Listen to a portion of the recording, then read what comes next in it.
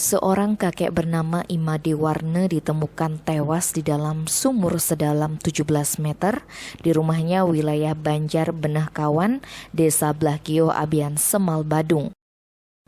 Mirisnya kakek berusia 85 tahun tersebut ternyata baru keluar dari rawat inap COVID-19 di Rumah Sakit Mangusade.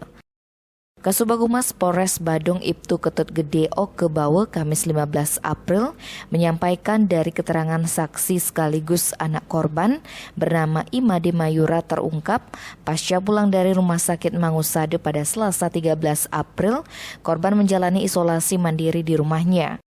Keesokan harinya Rabu 14 April sekitar pukul 21.15 WITA, saksi hendak memberikan obat kepada ayahnya itu, namun korban tidak ada.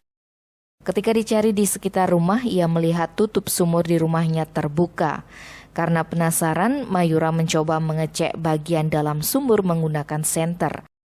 Alangkah kagetnya Mayura karena melihat sang ayah sudah mengambang di permukaan sumur dalam keadaan meninggal dunia dengan posisi tengkurap.